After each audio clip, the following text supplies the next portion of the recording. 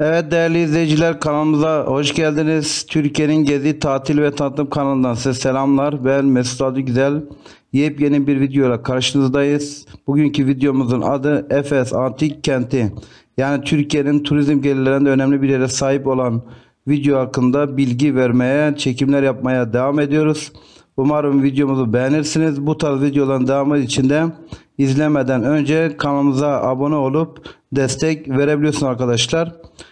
Efes Antik Kenti, Antik Çağın Uygarlık Merkezi. Efes Antik Kenti, antik dünyanın en önemli uygarlık, kültür ve bilim sanat merkezlerinden biri olan Efes Antik Kenti, İzmir'in Selçuk ilçesi sınırlarında yer alıyor. Her yıl ortalama 1,5 milyon kişinin ziyaret ettiği, Türkiye'nin en güzel antik şehirleri arasında yer alan Efes Antik Kenti'nde kazılar 100 yılı aşkın süredir devam ediyor. Her biri görkemli mimari şaheser olan Selçuk Kütüphanesi, yamaç evler, antik tiyatro, Kral Yolu ve çok sayıda arkeolojik eseri Efes'ten çekici yapılardır. Kuruluşu M.Ö. 9000'li yıllara uzanan Efes'te yapılan kazılarda cilalı taş devrine izlerine rastlanıyor. Antik çağda Doğu ile Batı'nın buluştuğu bu noktada yer alan antik kent, liman kenti kimliği, politik ve ticari gelişmekle birlikte Roma devletinin Asya eyaletinin başkentine de dönüşmüş. Dünyanın 7 harikasından biri olan Artemis Tapınağı'nın da Efes'te yer almış olması kenti çok daha ziyaretçi çekmesini sağlamış. UNESCO Dünya Mirası'nın geçici listesinde 94 yılında, asıl listeye ise 2015 yılına giren Efes Antik Kenti'nin UNESCO süreciyle birlikte daha fazla ziyaretçinin seyahat planına gireceği de düşünülüyor. Bir diğer konu değil arkadaşlar. Yani Müslümanlar kutsal topraklara ne amaçla gidiyorsa Hristiyanların da buralara gelme amaçları aynıdır değerli arkadaşlar. Yani tamamen dini sebeplerden de olabiliyor, biliyorsun Hazreti İsa ve 7 kilisenin bulunduğu bölgeler, özellikle Meryem Ana bu sebeple yoğun turist alanı çekiyor. Bir diğer bilgi ise değerli arkadaşlar, Akdeniz dünyasının en büyük antik kentlerinden biridir. Bütünüyle benzersiz bir kent, farklı dönemlerden en rafine ve iyileştirilmiş mimarlık ve kentsel planlanma örneklerine sahip. Bugün gezilen Efes, Büyük İskender'in haleflerinden Lysimakos tarafından Panayır ile Bülbül Dağlar arasında vadiye M.Ö. 300 yılında kurulmuş. Dönemin en büyük limanlarından birine sahip olan Efes, M.Ö. 133'te Roma İmparatorluğu dahil edilmiş, önemli politik, ticari ve dini merkez olarak 5. ve 6. yüzyılda Küçük ve Asya eyaletinin başkenti olmuştur. Helenistik ve Roma çağlarında en görkemli dönemlerini yaşayan nüfus ve 200 bini aşmıştır. Bugün gördüğümüz kalıntıların çoğu Roma döneminden kalma. Milattan sonra 7. yüzyılda Bizans döneminde Efes limanının çamurlu dolması sonucu Efesliler kentin ilk buluntularına rastlanan Ayasurluk tepesine taşınmıştır. Şimdi de değerli arkadaşlar, bu yerin bölümleri hakkında kısa bilgi verelim arkadaşlar. Şu an gördüğünüz yer Liman Caddesi. Liman Caddesi yani Arkadiyan'ın Odeon ile Antik limanı birbirine bağlayan Efes'in en uzun caddesi. Tarihi bir geçit töreninde yürüyormuş gibi hissedeceğiniz caddenin iki yanı görkemli sütunlarla süslenmiş. Kralın karşılandığı ve dini törenlerin düzenlediği bu yol dönemin ihtişamlı yaşantısını da gözler önüne sürüyor. Evet, şu gördüğünüz fotoğrafta ise değerli arkadaşlar, Meryem Kilisesi Liman Caddesi'nin kuzeyinde bulunuyor. Dünyada Hristiyanlığın ilk 7 kilisesinden biri. Aynı zamanda Katolik mezhebinin doğduğu yer. Meryem bu kilisede, yani Hazreti Meryem bu kilisede Tanrı annesi olarak kabul edildiğinden Hristiyanlar için çok özel bir anlamı var. Dağ kekiğinin taptaze kokuları eşliğinde ruhunuzu dinginleştiren bir yer burası. Bu yer ise değerli arkadaşlar Selçuk Kütüphanesi. Efes harabeleri içerisinde günümüzde ulaşmayı başarmış en göz alıcı yer. Tüm ihtişamıyla yükselen dış duvar üzerinde 4 kadın heykeli bulunuyor. Romalı senatör Celsus ölümünden sonra anısına yaptırılan kütüphane aynı zamanda anıt mezar niteliğinde. Yapının batı duvarının altında Celsus'un yani lahadi vardır. Zamanında 14.000 kitabın bulunduğu kütüphane antik çağın en zengin içeriğine sahip kütüphanelerinden biriydi.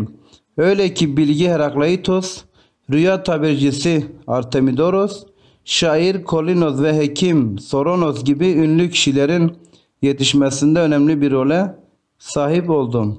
Öğleden sonra kütüphanenin arkasına inen güneş, yaratıcı fotoğraflar yakalayacağınız görsel bir şölen de oluşturuyor. Burası değerli arkadaşlar Büyük Tiyatro. Büyük Tiyatro İmparator Claudius döneminde inşa edilmeye başlandı ve milattan sonra 117'de tamamlandı. Çok süslü ve 3 katlı sahne yapısı 24.000 kapasiteli oturma basamaklarıyla antik dünyanın en büyük tiyatrosu burası. Tiyatro gösterilerinin yanı sıra gladyatörler arenası olarak da kullanılıyordu. Bağ bozumu şekillerinde şarap tanrısı Dionysus'u onurlandırmak için çeşitli gösteriler düzenlenmeye başlandı. Tiyatronun simgesi gülen ve ağlayan maskelerin hikayesi buradan geliyor. Dünyanın en ünlü orkestraları Sting, Elton John, John Baez, Mikis Theodorakis, Ray Charles, Jace Keres gibi dünya starlarına ev sahipliği de yapmıştır. Bu gördüğünüz cadde değil arkadaşlar. Mermer Cadde. Celsus Kütüphanesi ile Odeon arasında ulaşımı sağlıyor. Arabaların kullanıldığı caddede yayalar da unutulmamış. Yolun kenarında bulunan yüksek platform bugünkü kaldırımlarla aynı görevi görüyor. Yüzyıllar öncesinde de insan odaklı bir şehircilik anlayışına sahip olmaları hayranlık uyandırıcı. Caddede üzerinde kadın ayağı ve başı kazılmış bir mermer bulunuyor. Dünyanın ilk reklam panosu olduğu düşünen bu mermer az ileride bulunan aşk evini tafsir ediyor. Aşk evi ne değil arkadaşlar? Efes'e gelen denizcilerin gözde mekanı aşk evi Kuretler Caddesi ile Mermer Cadde'nin kesişiminde yer alıyor. Evin hem Celsus kütüphanesinde hem de Skolastika hamamına gizli bir geçitle bağlantısı var. Erkeklerin girişteki Afrodit heykeli önünde yapılan kısa bir ritüelden sonra içeri girdikleri biliniyor. Duvarlarını 4 mevsimi betimleyen mozaiklerin süslediği bu ev kaç gizli aşka şahit olduğu kim bilir. Burası Kuretler Caddesi değerli arkadaşlar. Kuretler Caddesi Herakles kapısından Celsus Kütüphanesi'ne kadar uzanan şehrin en işlevsel caddesi. Mermer plaklarla kaplı zeminin altında bulunan geniş kanalizasyon sistemi kentin o dönemde ulaştığı uygarlık seviyesini kanıtlıyor. Trajanus Çeşmesi, Hadrianus Tapınağı ve Skolastika hamamları gibi anıtsal yapılar da bu cadde üzerinde bulunuyor. Adına kitap bile yazılmış olan kentin yeni sakinleri, sevimli kediler her an karşınıza çıkıp yürüyüşünüze neşe katabiliyor.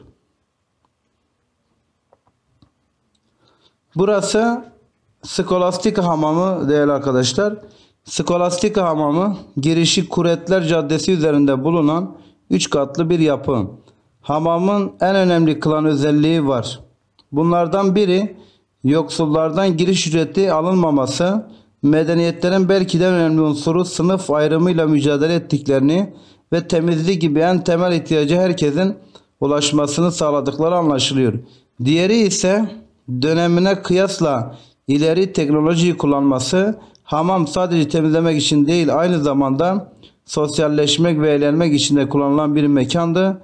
Kalıntılar arasında yürürken yükselen arp ezgilerine karışan şen kahkahalı sohbetlerini duyar gibiyiz.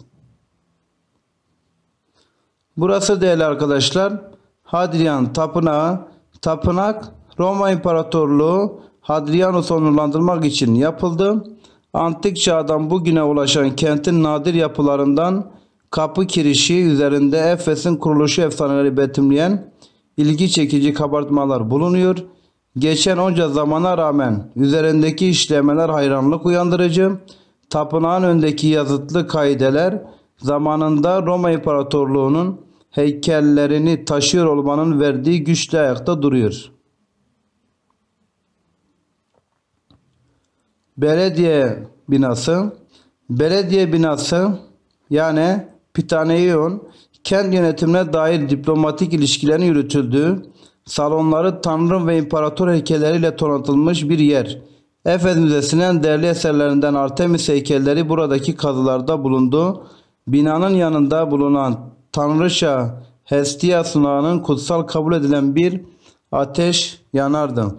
Bu ateş kentin bağımsızlığını ve ölümsüzlüğünü temsil ettiğinden hiç sönmeden yanması sağlanırdı.